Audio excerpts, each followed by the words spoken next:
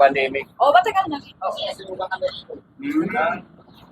Itong likod ng RT.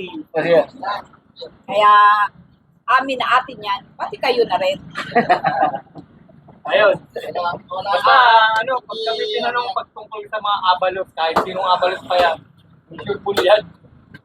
sure na sure yan. Eh, kasi minima ko eh. Kaya, kay Abalos ako din. Kaya nga sa amin, tay, ang ba namin, siyempre yung iba hindi pa kilala. Oo, Tatanungin namin yung nakakakilala. Oo. Kasi yung tanongin namin, Kasi- di pa siya kilala. Hindi yung taga Kami, dito. kung ano pa yung sasabihin, hindi naman lang kilala. Kaya yan, sa pinagpuntahan, hindi taga dito. Kaya hindi kilala yan sa akin. Pero kung panatanungan ko yung mga lihim na taga Magkaloy, kaya lang kilala yan. Imagine nyo na lang, naging presidente si Bongbong. Wala sa ama.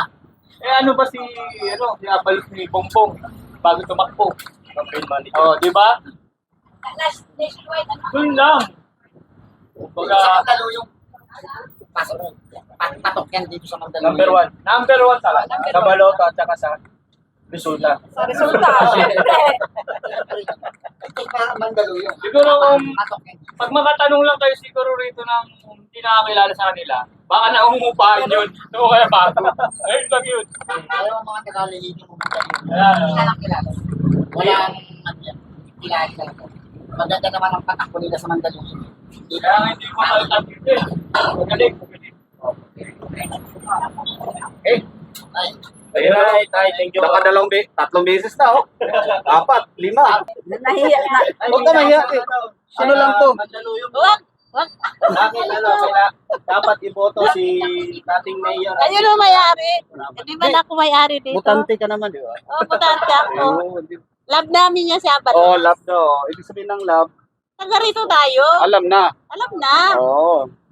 Boto na. Oo, puto na. Oh, yan. Hindi na. Sa inyo na, Nakakawala dyan. nasubukan nyo na ba? Ha? Nasubukan nyo na ang pagpupuno niya rito. Oo naman. So, qualified siya na maging Qualified siya. Balik na. Eh, Si nanay doon, nakangiti si nanay. Ay, ikaw, te. Huwag na yan. Ha? Puto yan. Saan ka pa pupunta? Taga rito tayo. Taga rito Ayun, tayo. no. Oo naman. Ayan. Ipo. Iboto namin yan. Number 1 sa baluta. Opo. Saan pa tayo mag-ano? Diyan na siya eh. Ah, okay. Thank you. kilala niyo po? Oh. Kaya ngayon tumatakbo siyang senador. Sa tingin niyo ba bilang isang taga Mandaluyong, no? Karapat dapat pa siya na iboto ang ating mga Pilipino? Oo naman. Bakit tayo? Ano mga qualification? Naging DILG siya eh. Yun lang eh, malaking bagay na yung mga nagawa niya. Sa inyo tayo Oo, dito tsaka sa dito sa Mandaluyong. Mandaluyong, malaki nagawa niya. Halos sila yung nagpaulad ng buong Mandaluyong.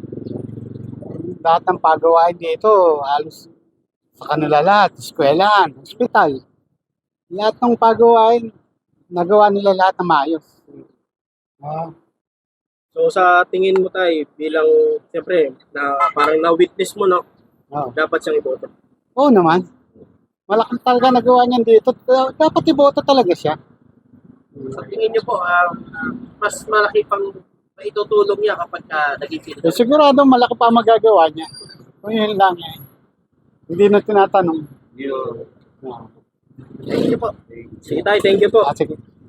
Yung Si Paulos po yan. Tay, tumatakbo siya ngayon senador, nabalitaan mo ba? Oo. Tay, dapat ba siyang iboto ng mga kababayan natin? Ay, siyempre, kasi Bakit tay? Kwentuhan mo naman kami ng mga nagawa niya rito. ay marami. Matagal na kami dito eh, 1998 pa kami. 1998. Oo, butante na kami dito. So, sa tingin mo tay, qualified?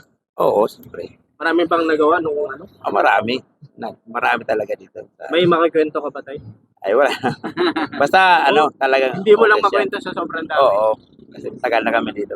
So, ano masasabi mo tayo sa mga kababayan natin hindi pa nakakilala kay Secretary Abalos? Ay, kaya talagang, na yan, approve na yan sa atin.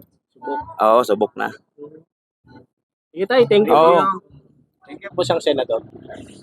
Kaya para sa mga hindi nakakakilala, sa tingin nyo ba dapat siyang iboto ng mga kababayan natin Pilipino? Dapat naman. Dito sa Mandaluyong kasi marami nagawa si Bena Rabalos. Taga Mandaluyong talaga kayo. Sa sir, anong mga halimbawa ng mga nagawa niya dito sa Luzon? Hindi ko na pa isa-isa pero marami naman kasi pagbabago mula nung dati pa. So, So sa tingin niyo sir, medyo qualified? qualified naman. Maging parang naging mas maayos yung Mandaluyong.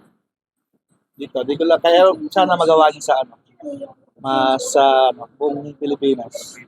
Yun lang. Sige sir, thank you po. Thank you sir. Tay, nabalitaan mo tumatakbo tong senador. Opo. Sa tingin mo tayo, dapat siyang iboto ng mga kababayan. Opo. Boboto po yan. Ano tayo? Boboto po yan mga Ikaw tayo, boboto mo. Boboto mo si nating mayor. Kwentuhan mo naman kami tayo ng mga nagawa niya. Para siyempre yung mga hindi nakakakilala niyo. Nagawa niya rito sa lugar niya. Marami na nagawa. Hindi kayang isa-isa eh. Sige na kuya. Thank you kaya, thank you. Taga Mandaluyong kayo. dito sa mayor namin. Yeah. Sa tingin nyo, karapat-dapat ba siyang iboto ng mga kababayan natin bilang senador? Oo naman, kasi maganda naman ang ano niya dito sa amin. Mga ginagawa niya. Mga nagawa niya dati. Oo. May mga pwede mo ba ikwento sa amin para makilala siya ng mga kababayan pa natin? Ano kasi sir, yung bago lang kasi kami dito. Pero kilala namin talaga siya dito na. Naririnig mo na. Naririnig ko lang sila. Kasi maganda naman yung patakbo niya dito. Katulad yung mga hospital na nililibre niya. Libre dito sa May Abalos. So, sa tingin nyo, kayo tumatakbo kasi siyang senador. Sa tingin mo, dapat siyang iboto? Boto talaga sir. So, para sa iyo, recommended mo. Ayun talaga. Sige, maraming salamat. Salamat sa Thank you po.